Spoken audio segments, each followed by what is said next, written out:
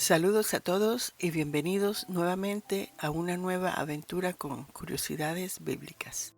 Seguimos desglosando palabra por palabra las Escrituras, inspiradas a hombres imperfectos por el Espíritu de Dios, sin hablar de doctrinas ni de preferencias religiosas. Simplemente las explicamos a la luz de su original hebreo bíblico, costumbres y cultura de la época. Si no se ha inscrito en este canal, le invito a hacerlo y a continuar con nuestras meditaciones sobre la palabra de Dios. En este día vamos a hablar sobre Éxodo 9 y comenzaremos hablando con la plaga del ganado. Esto se encuentra en Éxodo 9 del 1 al 7 que leo. El Señor le ordenó a Moisés que fuera a hablar con el faraón y le advirtiera: Así dice el Señor y Dios de los hebreos. Deja ir a mi pueblo para que me rinda culto. Si te niegas a dejarlos ir y sigues reteniéndolos, la mano del Señor provocará una terrible plaga entre los ganados que tienes en el campo, y entre tus caballos, asnos, camellos, vacas y ovejas. Pero el Señor hará distinción entre el ganado de Israel y el de Egipto, de modo que no morirá un solo animal que pertenezca a los israelitas.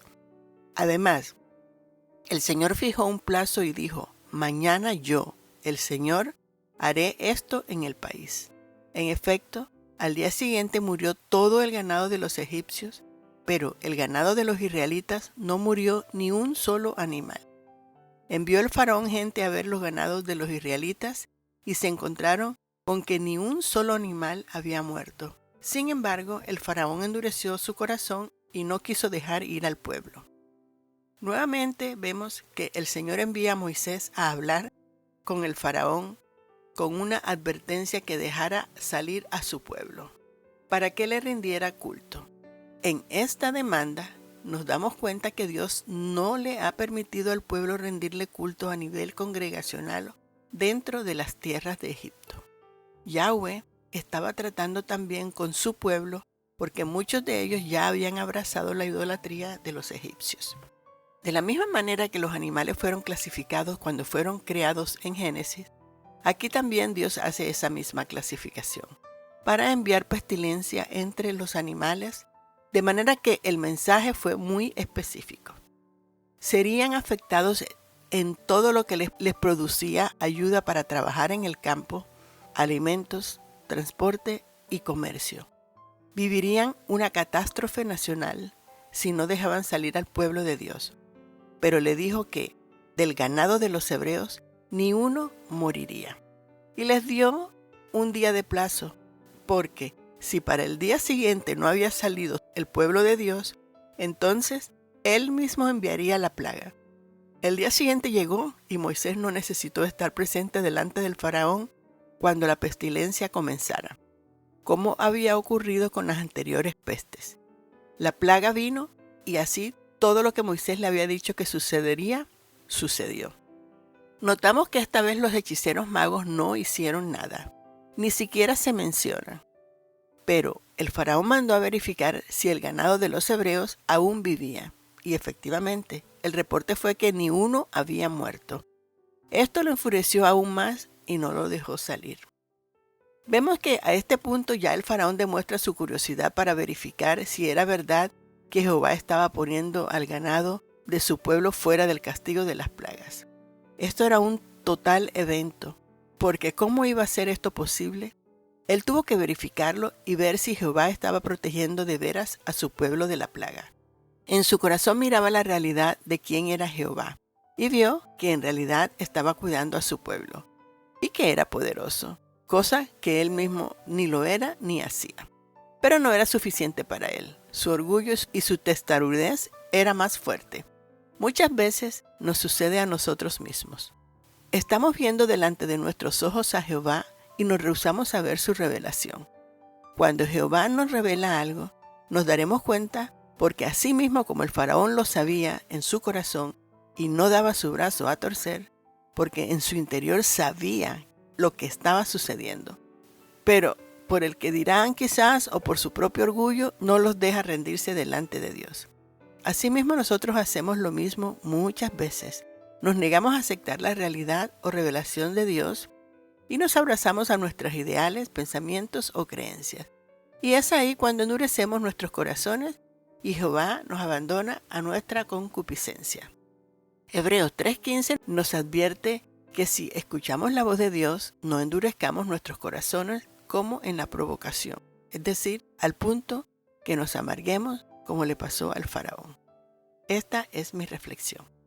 Santiago 1 del 13 al 15 dice, que nadie al ser tentado diga, es Dios quien me tienta, porque Dios no puede ser tentado por el mal, ni tampoco tienta Él a nadie. Todo lo contrario, cada uno es tentado cuando sus propios malos deseos le arrastran y seducen.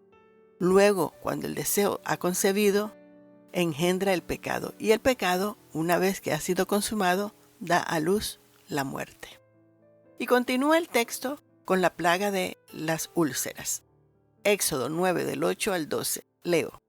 Y Jehová dijo a Moisés y a Aarón, tomad puñados de ceniza de un horno, y la esparcirá Moisés hacia el cielo delante de Faraón, y vendrá a hacer polvo sobre toda la tierra de Egipto, y producirá sarpullido con úlceras en los hombres y en las bestias, por todo el país de Egipto.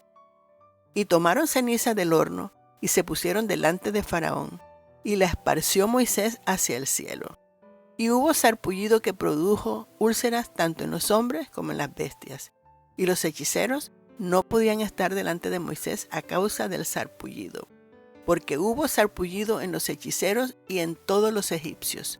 Pero Jehová endureció el corazón de Faraón y no los oyó como Jehová lo había dicho a Moisés.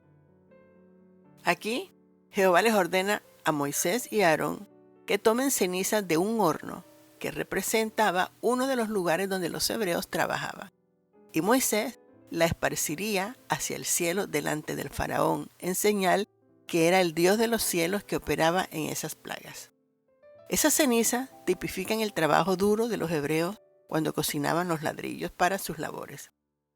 ¿Te imaginas trabajar de sol a sol bajo ese calor y encima exponerte al calor que produce la calentura de esos hornos? Quizás sus pieles se irritaban y enfermaban, y cómo les debía de doler. Así tenían que continuar trabajando. Y ahora el faraón vería sobre la piel de sus animales las heridas que la piel de los israelitas quizás muchas veces sufrían. Ahora, ellos mismos iban a sentir en su propio cuerpo esas enfermedades y dolencias cutáneas al grado superlativo y aún sus animales. Ni siquiera los hechiceros pudieron ponerse delante de Moisés, Aarón, por las úlceras que ahora tenían sus cuerpos. Aquí vemos que Jehová no solo vino contra ellos, sino que también fue contra todos sus dioses, demostrándole que sus dioses no tenían el poder para detener la peste. También nos dice Jehová que endureció el corazón del faraón. El entendimiento en el hebreo antiguo tiene un concepto diferente al de nosotros los occidentales. Para nosotros, o por lo menos es lo que nos han enseñado, es que esto significa que Dios le endureció su corazón, lugar donde habitan los sentimientos y emociones, y esto no es correcto, porque entonces haríamos a Dios injusto. ¿Por qué? ¿Por qué Jehová va a endurecer el corazón a un hombre? ¿Dónde quedaría la libertad del hombre de sentir o de hacerlas como él quiera? ¿Acaso él necesita endurecer nuestros corazones para lograr sus propósitos? ¿No es él el Dios Todopoderoso? Entonces, ¿qué quiere decir todo esto? En hebreo la palabra que se utiliza es lev, que viene de una raíz que denota mente, pensamientos, lo más íntimo de la mente, la razón. De manera que esta frase lo que significa es que Jehová dejó al faraón con sus propios pensamientos, con su propio razonamiento. No se molestó Jehová en tratar de cambiarle su mente. Faraón había demostrado todo este tiempo que él no iba a cambiar de mente. Y esto es lo que significa Faraón endureció su corazón o Dios le endureció su corazón. Esto lo digo también para aquellos que dicen que solo creerán lo que leen en la Biblia y no se dan cuenta que desafortunadamente la escritura ha sido traducida a diferentes idiomas y quizás por falta de vocabulario hicieron lo mejor que pudieron. Otras personas me han dicho que si Dios ha permitido que la Biblia haya sido mal traducida, entonces no es culpa de ellos. Eso es culpa de Dios. Y Él verá cómo arregla la situación. porque ellos solo creen lo que está escrito. Moraleja. Jehová nos dice en su palabra que debemos escudriñar la Escritura, y yo comparo esta advertencia con lo que muchos nutricionistas nos dicen, que debemos rumiar, como las vacas, los alimentos. Nosotros debemos hacer lo mismo con la Escritura, porque ese es nuestro alimento espiritual. Rumiarla, desmenuzarla, disfrutarla, saborearla y sacar el mejor provecho de ella. Dejemos que Dios renueve nuestras mentes o corazones para que se conviertan moldeables y enseñables.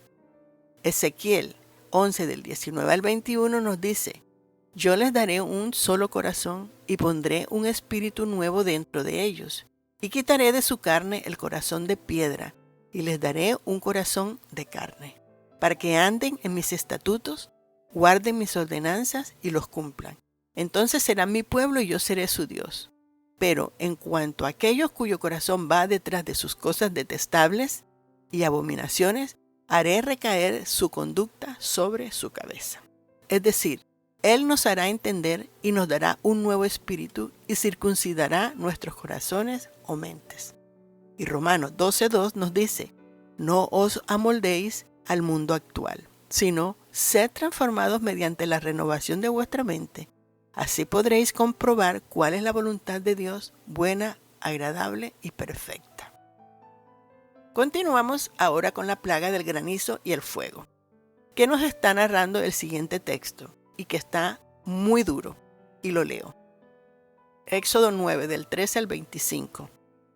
Entonces el Señor dijo a Moisés: levántate de mañana, y ponte delante del faraón, y dile: el Señor Dios de los hebreos dice así: deja ir a mi pueblo, para que me sirva, porque de otra manera yo enviaré esta vez todas mis plagas a tu corazón, y en tus esclavos y en tu pueblo, para que entiendas que no hay otro como yo en la tierra.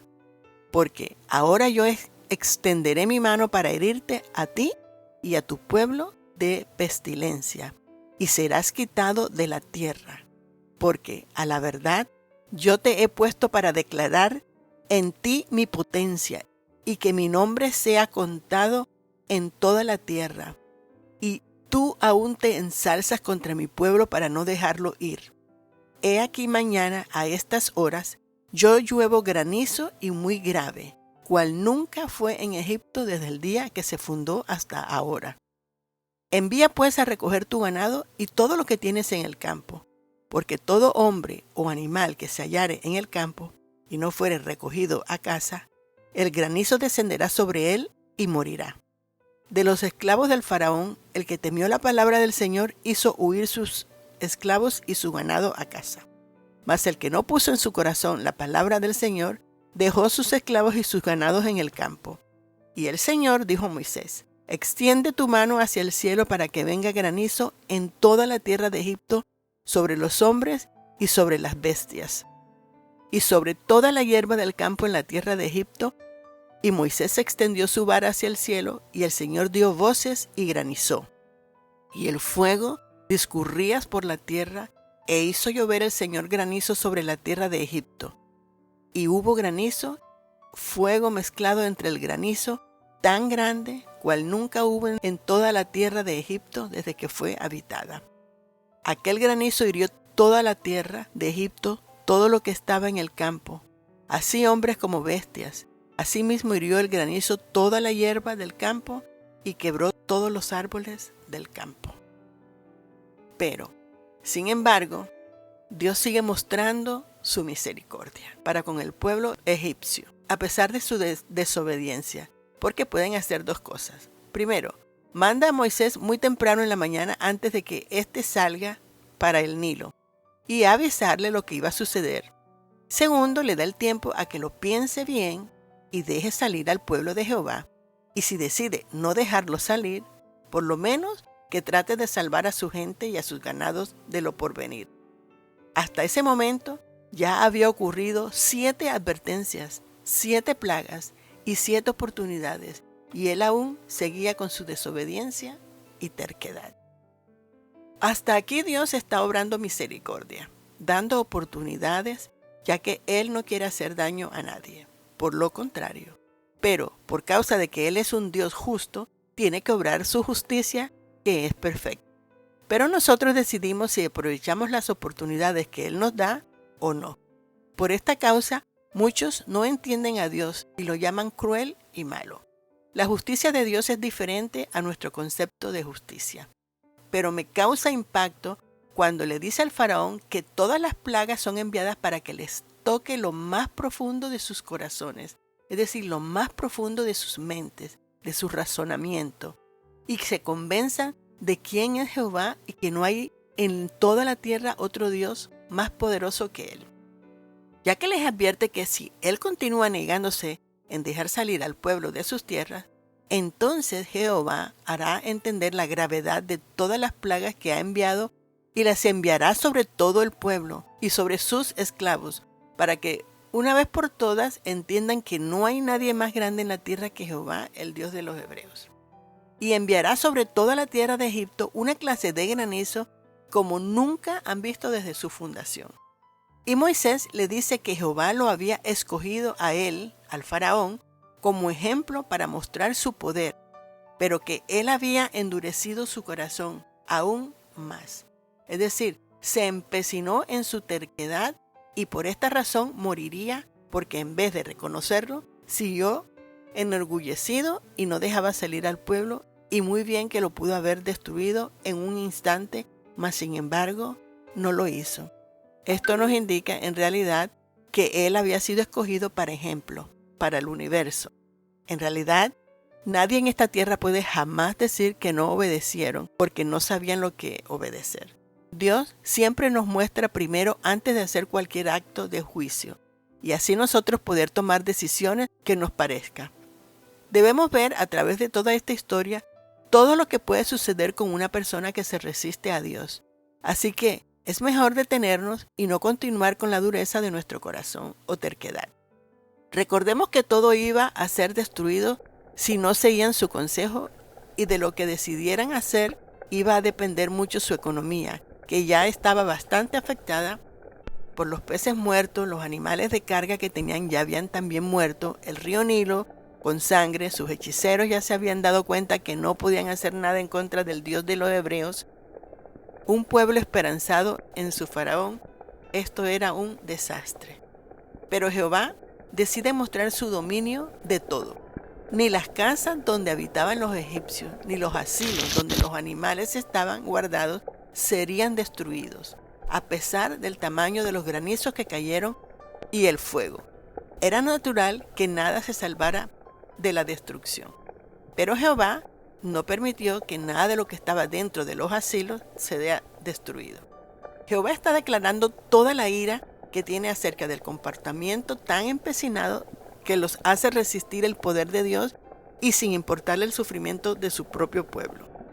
Mas, sin embargo, a pesar de todo lo que Jehová le ha declarado, también le permite que vea la misericordia que le caracteriza al Dios de los hebreos. Pero ya el pueblo ha sido testigo tanto del poder de Jehová como de la negligencia de su rey y la ineficacia de sus dioses. Así que algunos de ellos, los que tuvieron temor a Jehová, decidieron tomar acción por ellos mismos. Hay un dicho que dice: perro que ladra no muerde. Pero debemos siempre reconocer que si el perro que nos está ladrando es un perro más fuerte y grande, debemos tener cuidado, por lo menos tener miedo, temerle y no ignorarlo. Pero muchas veces las personas no escuchan, no obedecen, ignoran las advertencias y no atienden, porque creen que son puras amenazas. Y cuando les llega el castigo del que tanto escucharon repetidamente que pudieron prevenir, es muy tarde. La Escritura nos dice repetidas veces que la ira del Señor vendrá, aunque tardare.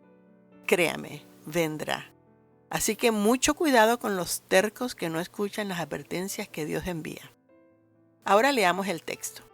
Éxodo 9, 26 al 32 nos dice: solamente en la tierra de Gosén, donde los hijos de Israel estaban, no hubo granizo. Entonces el faraón envió a llamar a Moisés y a Aarón y les dijo: he pecado esta vez. El Señor es justo, y yo y mi pueblo impíos. Orad al Señor, y cesen los truenos de Dios y el granizo, y yo os dejaré ir, y no quedaréis más aquí. Y le respondió Moisés: Saliendo yo de la ciudad, extenderé mis manos al Señor, y los truenos cesarán, y no habrá más granizo, para que sepas que del Señor es la tierra. Mas yo te conozco a ti y a tus esclavos de antes que temieses de la presencia del Señor de Dios. El lino pues y la cebada fueron heridos, porque la cebada estaba ya espigada y el lino en caña, mas el trigo y el centeno no fueron heridos porque eran tardíos. Cuando Moisés extiende su vara, el Señor ordena la caída del granizo mezclado con fuego, hiriendo así a todo lo que encontraba en su camino fuera del campo, los árboles, la hierba, y cayó sobre hombres, bestias, destruyendo a Egipto. Pero en la tierra donde habitaban los israelitas, nada sucedió. Pero ante tal devastación, el faraón dice a Moisés que estaba arrepentido y que reconocía que su Dios era justo y que su pueblo eran impíos, como si esto fuera una novedad para Moisés. Lo que le dijo que él ya conocía y que él no se arrepentía de nada, que decía todo lo que estaba diciendo porque tenía miedo, no porque tenía temor a Dios, pero que de todas maneras oraría a Jehová a su favor. Dios es bueno, pues el trigo y el centeno no fueron destrozados, porque eran tardíos, aún no habían florecido, aunque pudieron haber sido destruidos igualmente. Fue lo único que les salvó por la misericordia de Dios, para que tuvieran alimentos.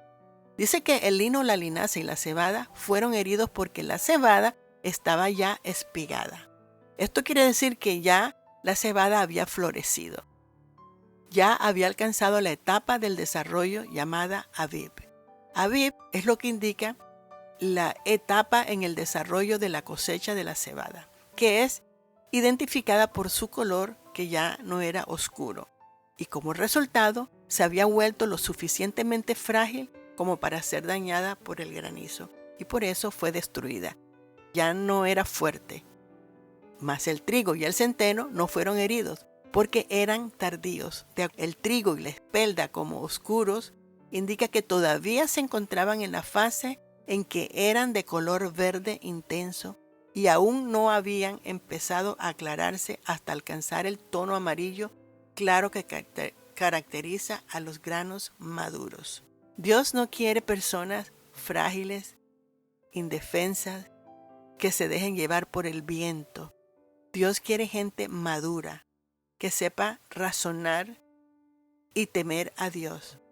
Dios siempre deja en nuestras vidas aquello que va a germinar un día para que podamos alimentarnos espiritualmente, y es el chance para que lo encontremos.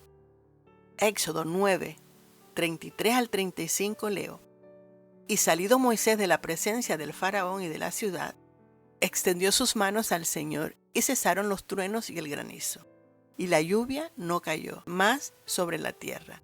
Y viendo el faraón lo que la lluvia había cesado y el granizo y los truenos, perseveró en pecar, y agravó su corazón, él y sus esclavos. Y el corazón del faraón se endureció, y no dejó ir a los hijos de Israel, como el Señor lo había dicho por medio de Moisés. Aquí Dios manifiesta, no sé si decir su ira o su tristeza o desencanto contra el comportamiento del faraón y de sus funcionarios y de su pueblo mismo, aunque ya él sabía cómo ellos iban a reaccionar y que por causa de su orgullo están haciendo que el pueblo sufra las consecuencias. Aquí hay algo sumamente interesante. Pongamos atención, por favor, para que podamos comprender la profundidad del milagro en esta plaga. Moisés extendió su vara hacia el cielo, y cuando él apunta hacia el cielo, todos los elementos que componen el cielo se unieron y bajaron a Egipto. Dios le dijo al faraón que sería algo nuevo, nunca visto en Egipto. Si recordamos, manifestaciones como estas sucedieron, por ejemplo, con el diluvio, donde solo Dios hizo caer el agua de los cielos y del abismo de los mares, y destruyó el planeta. En Sodoma y Gomorra, cuando cayó fuego de los cielos, ahí solo hizo caer el fuego de los cielos, y solo esa ciudad fue destruida. Ahora, ¿qué va a suceder en Egipto? Pero solo Gozán se salvaría de esa destrucción, lugar donde estaban los hebreos. Y en el futuro, en el milenio, la tierra será totalmente destruida con fuego que caerá del cielo junto con los astros que se encuentran en él. Esto lo podemos encontrar en 2 de Pedro 3:10 y Apocalipsis 8:6. Amigos, hay que obedecer al Dios Todopoderoso, nuestro Dios. De otra manera, lo lamentaremos eternamente. ¿Cuáles son los elementos que caerán ahora en Egipto? Agua y fuego. Veamos, yo ya he explicado esto en los estudios de la creación en Génesis, pero la repetiré nuevamente. Cielos en hebreo, como ya sabemos, es shamayim, palabra compuesta por dos términos, sha y mayim, formando así la palabra cielos. Pero la primera letra que forma esa palabra en hebreo es la letra shin, la letra número 21 del alfabeto hebreo, que representa el fuego. Entonces, esa palabra no solo se traduce como los cielos, sino que también puede traducirse como fuego y agua. Es decir, los cielos están compuestos de agua y fuego, y esto fue lo que cayó del cielo. Entonces, ¿cuál es el milagro?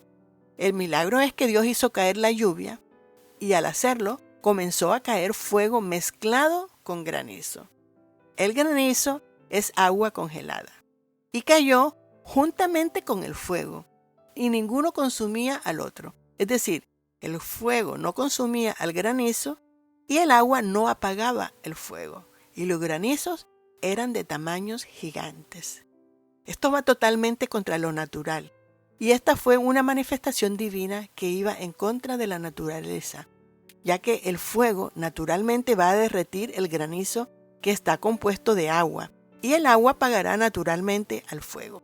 Y por eso es que Dios le dijo al faraón que metiera sus criados y ganados, porque la destrucción iba a ser catastrófica. Los árboles, los animales, las personas y la hierba, todo lo que estaba a la intemperie en el campo, fueron destruidos. Solamente en la tierra de Gosén, donde habitaban los hebreos, se salvó de la destrucción. Pero Dios es bueno, pues el trigo y el centeno no fueron destrozados, porque eran tardíos, aún no habían florecido, aunque pudieron haber sido destruidos igualmente. Fue lo único que se salvó por la misericordia de Dios para que tuvieran alimentos. Dios siempre deja en nuestras vidas aquello que va a germinar un día para que podamos alimentarnos espiritualmente, y es el chance para que le encontremos. Y con esto terminamos nuestra meditación del Éxodo 9. Espero se hayan edificado y agregado más conocimiento a sus vidas. No se quede con el conocimiento, practique lo aprendido, compártalo, inspire al mundo de su alrededor y así vivirás experiencias inexplicables.